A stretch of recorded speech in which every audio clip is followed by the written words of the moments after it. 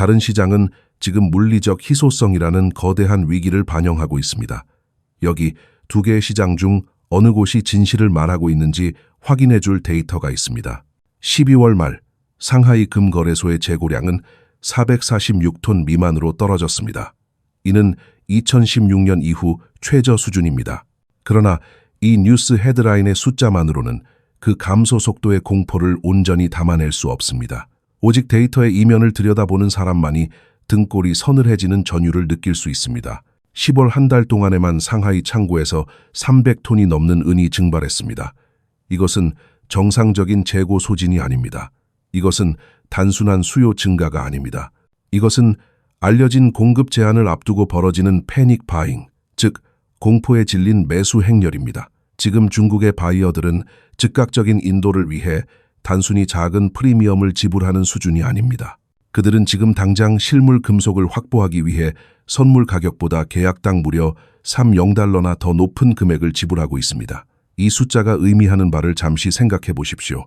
여러분이 만약 생산 라인을 돌리기 위해 은이 절대적으로 필요한 중국의 제조업체 사장이라고 가정해 봅시다. 당신은 1월 1일부터 시작될 수출 제한 조치를 보고 있습니다.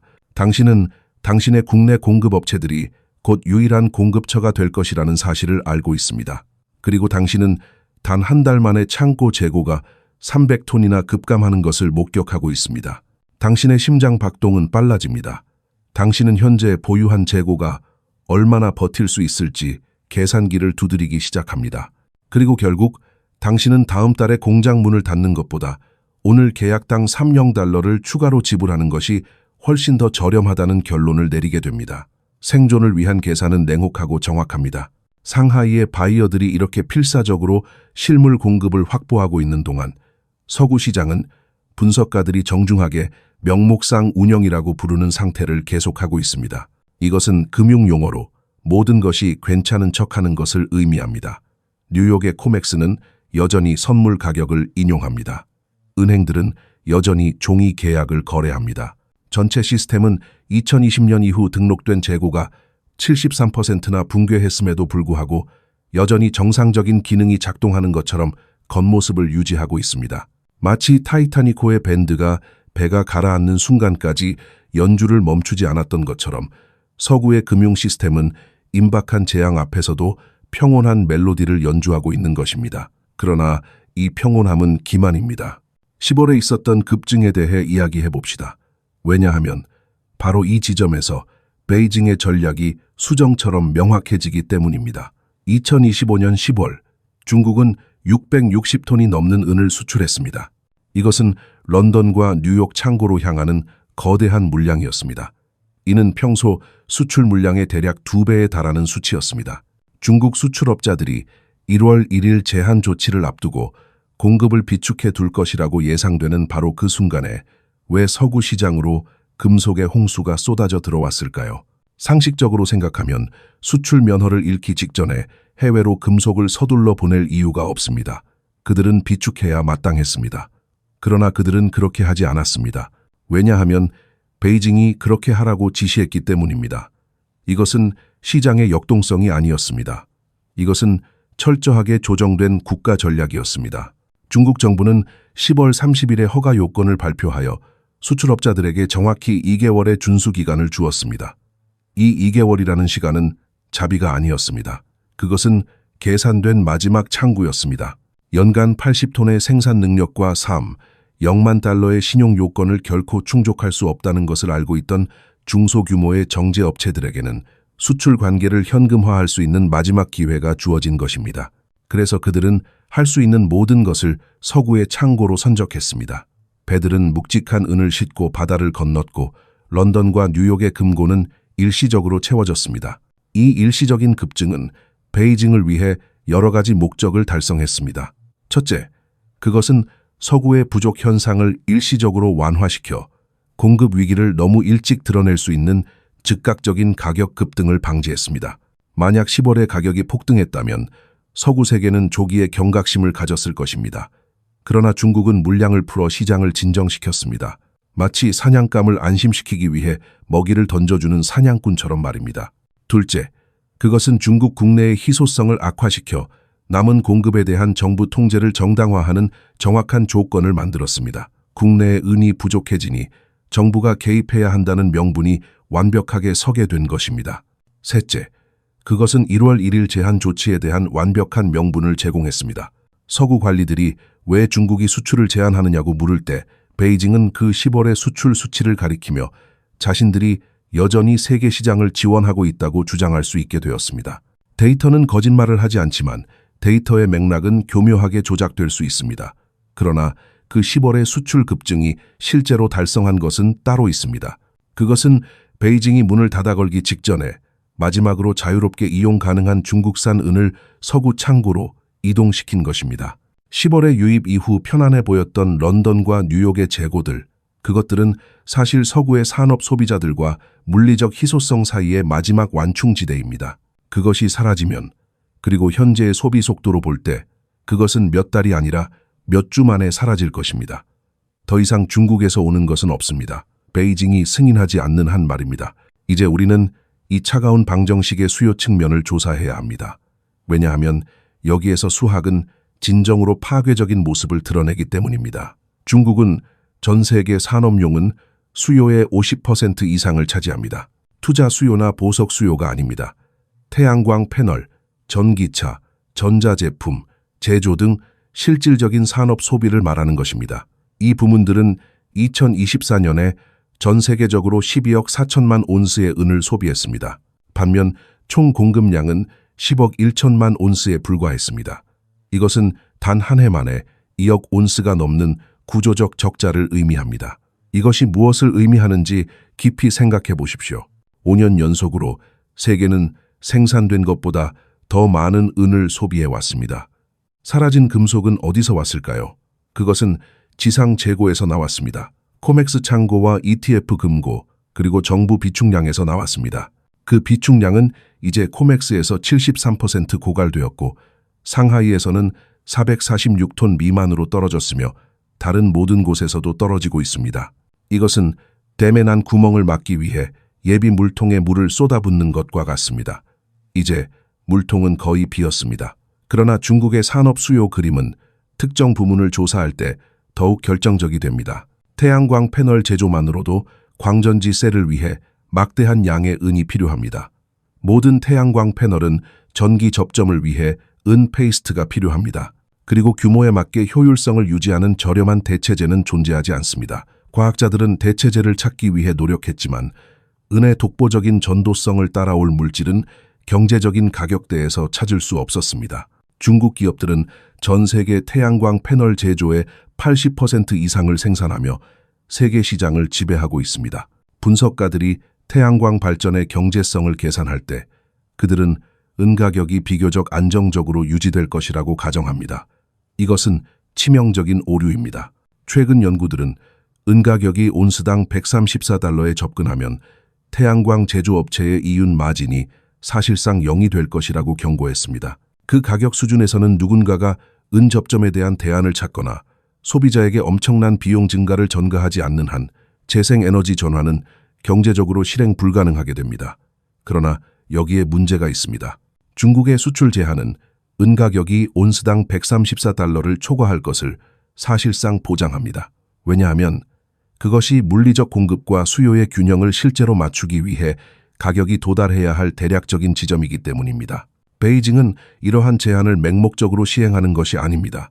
그들은 우리와 똑같은 계산을 했습니다. 그들은 정제되는 수출의 60%에서 70%를 통제하면서 산업 수요의 50%를 쥐고 있는 것이 완벽한 레버리지, 즉 지렛대를 만든다는 것을 알고 있습니다. 이것은 단순한 자원 확보가 아닙니다. 이것은 산업 주도권 전쟁입니다. 중국의 태양광 제조업체, 전기차 생산업체, 전자회사들은 정부가 통제하는 가격으로 국내 은에 접근할 것입니다. 반면 서구의 경쟁자들은 진정한 물리적 희소성을 반영하는 국제 시세를 지불해야 할 것입니다. 이것은 공정한 경쟁이 아닙니다. 이것은 기울어진 운동장이 아니라 아예 다른 경기장에서 뛰는 것과 같습니다. 이것은 단지 은에 관한 이야기가 아닙니다. 이것은 금속을 필요로 하는 모든 부문에서 산업적 지배력을 확보하기 위해 자원 통제를 사용하는 것에 관한 이야기입니다. 전기차 부문을 보십시오. 일반적인 전기차에는 다양한 전기 부품, 스위치, 배터리 연결부에 약 1온스의 은이 포함됩니다. 테슬라만 해도 2026년에 200만 대 이상의 차량을 제조할 계획입니다. 제너럴 모터스, 포드, 폭스바겐, 토요타, 모든 주요 자동차 제조업체가 대규모 전기차 생산 증대를 약속했습니다. 그들은 모두 합리적인 가격에 안정적인 은 공급을 기대하고 있습니다. 그들의 사업 계획서에는 은 공급 부족이라는 변수가 심각하게 고려되지 않았습니다. 그러나 중국의 은 공급이 정부 면허를 필요로 하고 물리적 프리미엄이 종이 가격보다 50%에서 100% 급등할 때 그 생산 목표들은 어떻게 될까요? 화려한 프레젠테이션 화면에 띄워진 그 낙관적인 그래프들은 순식간에 휴지 조각이 될 것입니다. 전자산업도 같은 계산에 직면해 있습니다. 스마트폰, 컴퓨터, 서버, AI 칩, 그들 모두는 우수한 전기 전도성 때문에 연결과 접점에 은을 사용합니다. 인공지능 붐은 고성능 컴퓨팅 인프라에 대한 전례 없는 수요를 촉발했습니다. 모든 데이터 센터, 모든 GPU 클러스터, 모든 AI 훈련 시설은 은 연결이 있는 부품을 필요로 합니다. 우리의 경제가 더 디지털화되고 더 AI 기반이 되고 더 고급 전자 제품에 의존할수록 우리의 구조적인 수요는 증가합니다. 그리고 베이징은 그 수요 가속화가 타격을 입히는 바로 그 순간에 공급을 통제하기 위해 움직이고 있습니다. 이것은 우연의 일치가 아닙니다. 이것은 10년 넘게 준비된 체스게임의 체크메이트 선언입니다. 시장 분석가들을 밤새 깨어있게 하는 비교가 하나 있습니다. 1980년 헌트 형제는 선물 계약을 축적하고 실물 인도를 받음으로써 은 시장을 장악하려고 시도했습니다. 그들은 거래소들이 증거금 요건을 변경하고 스퀴즈를 분쇄하기 전까지 가격을 6달러에서 50달러로 끌어올렸습니다. 헌트 형제는 전성기에 아마도 1억 온스를 통제했을 것입니다. 이는 연간 전 세계 공급량의 10% 미만입니다. 그러나 지금의 상황을 보십시오. 중국은 선물 계약을 통해 시장의 10%를 장악하려는 것이 아닙니다. 그들은 이미 산업 수요의 50%를 소비하면서 정제된 수출의 60%에서 70%에 대해 정부 통제를 시행하고 있습니다. 이것은 거래소 규칙을 변경하여 깨뜨릴 수 있는 투기적 스퀴즈가 아닙니다. 이것은 전략적 자원에 대한 주권적 통제이며 서구의 종이 시장은 공급과 수요가 물리적 수준에서 실제로 균형을 이룰 때까지 가격이 상승하게 두는 것 외에는 대응할 메커니즘이 없습니다. 런던 금속거래소는 2022년 니켈 사태를 통해 이 뼈아픈 교훈을 가장 먼저 배웠습니다. 러시아의 공급이 불확실해지고 거대한 숏 스퀴즈가 발생했을 때 가격은 단 이틀 만에 톤당 25,000달러에서 10만 달러 이상으로 치솟았습니다. 이것은 정상적인 시장의 움직임이 아니었습니다. 그것은 통제 불능의 폭발이었습니다. LME는 어떻게 대응했을까요? 그들은 거래를 취소하고 시장을 중단시켰으며 사실상 규칙을 변경하여 손실을 본 포지션을 구제했습니다. 그것은 인도 위기를 막기 위한 노골적인 시장 조작이었습니다. 그러나 우리는 여기서 아주 중요한 차이점을 인식해야 합니다. 니켈은 은이 아닙니다. 니켈은 많은 응용 분야에서 대체재가 존재합니다. 하지만 은은 다릅니다.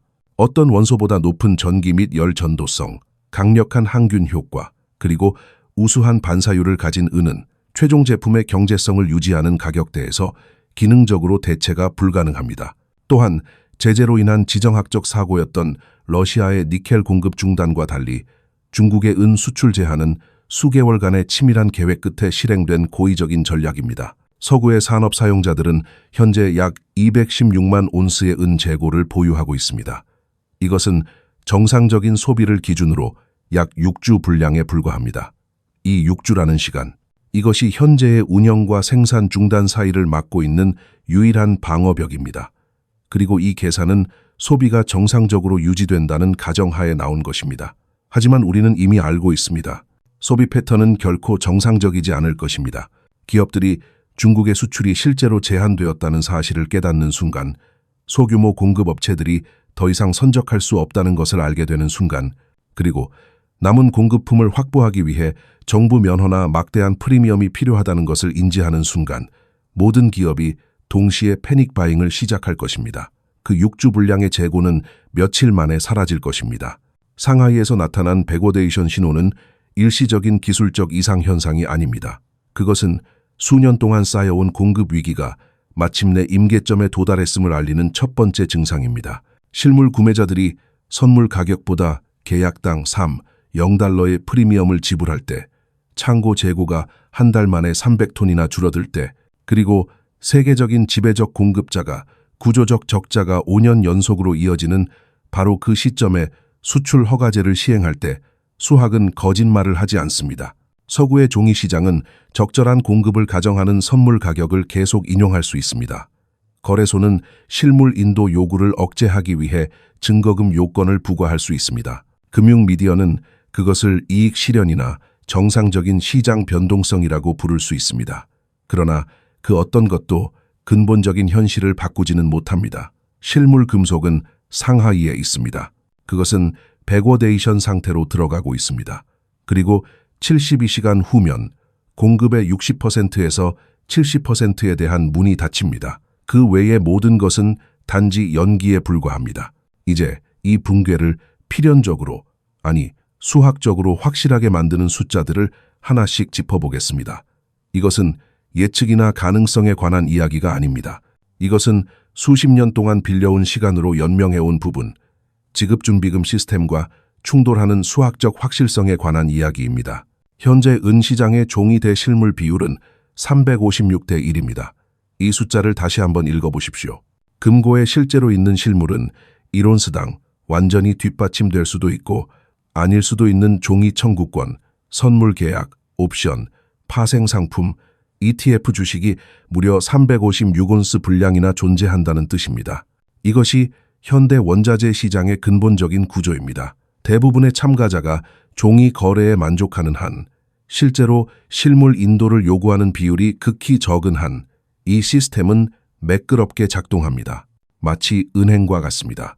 은행은 예금자들의 모든 돈을 금고에 보관하지 않습니다. 그들은 대부분을 대출해주고 아주 일부만 지급준비금으로 남겨둡니다. 모두가 동시에 예금을 인출하러 오지 않는 한 이것은 아무런 문제가 되지 않습니다. 하지만 모두가 동시에 돈을 찾으러 올 때 우리는 그것을 뱅크런이라고 부릅니다. 그리고 그것이 바로 지금 은시장에서 벌어지려 하는 일입니다. 단 한 가지 치명적인 차이점이 있다면 코맥스는 연방준비제도, 피트가 달러를 찍어내듯이 은을 찍어낼 수 없다는 것입니다. 이 상황을 머릿속에 그려보십시오. 2025년 12월 29일 월요일입니다. 대부분의 미국인들이 크리스마스 남은 음식을 먹으며 새해 계획을 세우고 있을 때 은 시장에서는 기이한 일이 벌어지고 있습니다. 장 초반의 가격은 온스당 84달러를 기록하며 수십 년 만에 최고치를 경신합니다. 그러다 몇 시간 만에 6%에서 7% 급락합니다. 우리의 코맥스 거래소를 운영하는 CME 그룹이 긴급 증거금 인상을 단행했기 때문입니다. 이것은 불과 2주 만에 단행된 두 번째 긴급 인상이며 오늘 바로 효력이 발생합니다. 월스트리트 분석가들은 이를 이익 실현이라고 부릅니다. 거래량이 적고 대부분의 기관 데스크가 비어있는 연휴 기간, 소위 유령 주간에 누가 주의를 기울이겠습니까? 금융 미디어는 이 사건을 거의 다루지 않습니다. 그러나 우리의 주의를 사로잡아야 할 것은 따로 있습니다. 뉴욕의 종이 가격이 붕괴되고 있는 것으로 보이는 동안 상하이의 실물은은 여전히 온스당 78달러에서 80달러 사이에서 거래되고 있습니다. 그것은 우리가 코맥스에서 보는 가격보다 8달러에서 9달러 더 높은 프리미엄입니다. 잠시 생각해 보십시오. 우리는 같은 금속에 대해 완전히 다른 두 개의 시장을 보고 있는 것입니다. 하나의 시장, 즉 우리의 종이 선물 거래소에서는 얇은 연휴 거래량 속에서 가격이 급격히 떨어집니다. 반면 사람들이 실제로 실물 금속을 인수하는 다른 시장에서는 구매자들이 온스당 8달러를 더 지불하고 있으며 그 가격은 요지부동입니다. 이것은 정상적인 가격 발견 기능이 아닙니다. 이것은 종이 게임과 물리적 현실이 마침내 갈라지기 시작할 때 발생하는 현상입니다. 그런데 왜 하필 지금일까요? 뉴욕 가격이 떨어지는 것으로 보이는 이 주간에 무엇이 중국 바이어들로 하여금 기록적인 프리미엄을 지불하게 만드는 걸까요? 그 대답은 정확히 72시간 후에 도착하며 대부분의 미국인은 무엇이 오고 있는지 전혀 모릅니다. 10월 30일 중국 상무부는 서구 미디어에서 거의 다루지 않은 발표를 했습니다. 2026년 1월 1일부터, 즉 지금으로부터 3일 후부터 중국의 모든 은 수출업체는 정부 면허를 취득해야 합니다. 단순한 면허가 아닙니다. 이 허가는 최소 연간 생산 능력 80톤과 3억만 달러 이상의 신용 한도를 요구합니다. 이것은 가이드라인이 아닙니다. 이것은 수십 년 동안 우리 시장에 공급해온 중소규모 수출업체들의 문을 닫아버리기 위해 설계된 거대한 철문입니다. 이것을 균형 잡힌 시각에서 바라봅시다. 중국은 단지 은을 많이 캐내는 나라가 아닙니다. 중국은 전 세계 시장을 통해 이동하는 정제된 은의 60%에서 70%를 정제하고 수출합니다. 베이징이 수출업자들에게 3억만 달러의 신용 한도와 80톤의 최소 용량을 요구할 때 그들은 품질 기준을 높이는 것이 아닙니다. 그들은 통제를 강화하고 있는 것입니다. 런던과 뉴욕 창고로 금속을 선적해온 소규모 정제업체들, 그들은 끝났습니다. 유럽과 북미 전역의 산업 사용자들에게 공급해온 중견 기업들, 3일 안에 끝납니다. 전 세계 은 공급의 절대 다수가 베이징의 직접적인 정부 감독하에 놓이게 되는 것입니다. 심지어 일론 머스크조차 12월 15일에 이를 알아차렸습니다. 그는 X 트위터에 이것은 좋지 않다. 은은 많은 산업 공정에 필요하다. 라고 게시했습니다. 세계 최고의 전기차 제조업체이자 태양광 패널, 배터리, 전기 부품을 위해 막대한 양의 은을 소비하는 공장을 운영하는 그가 공급 제한에 대해 공개적으로 경고할 때 우리는 주의를 기울여야 합니다. 이야기는 여기서 더 어두워집니다. 상하이 구매자들이 8달러의 프리미엄을 지불하며 1월 1일에 봉쇄를 준비하는 동안 우리의 코맥스 금고에서는 전례 없는 일이 벌어지고 있습니다. 2025년 12월의 첫 4일 거래일 동안 구매자들은 실물 인도를 위해 760만 온스를 청구했습니다. 이는 코맥스의 등록 재고, 즉 실제로 인도가 가능한 금속의 60%가 일주일도 안 되어 사라진 것입니다. 분석가들은 이를 금고 유출 비상사태라고 부릅니다. 하지만 공급 펀더멘털에 주의를 기울이는 사람이라면 누구든 공포에 떨게 만들 숫자는 따로 있습니다. 총 코맥스 재고는 2020년 이후 73% 감소했습니다. 다시 반복하겠습니다. 은의 주요 가격 발견 메커니즘이자 수요와 공급의 현실을 반영해야 하는 이 거래소는 5년 만에 실물 재고의 거의 4분의 3을 잃었습니다. 그리고 지금 아무도 지켜보지 않는 1년 중 가장 조용한 거래 주간에 남은 것의 60%가 방금 문 밖으로 걸어 나갔습니다. 그것들은 어디로 갔을까요? 프리미엄을 따라가 보십시오. 실물 은은 수년 동안 서쪽에서 동쪽으로 흘러갔지만 그 속도는 최근 극적으로 가속화되었습니다. 상하이는 단순히 우리의 은을 사고 있는 것이 아닙니다. 그들은 실제로 무슨 일이 벌어지고 있는지 말해주는 가격으로 은을 진공청소기처럼 빨아들이고 있습니다. 누군가가 공식 가격보다 온스당 8달러를 지속적으로 더 지불한다면 그들은 나쁜 거래를 하고 있는 것이 아닙니다. 그들은 공식 가격이 무의미해지는 세상을 준비하고 있는 것입니다.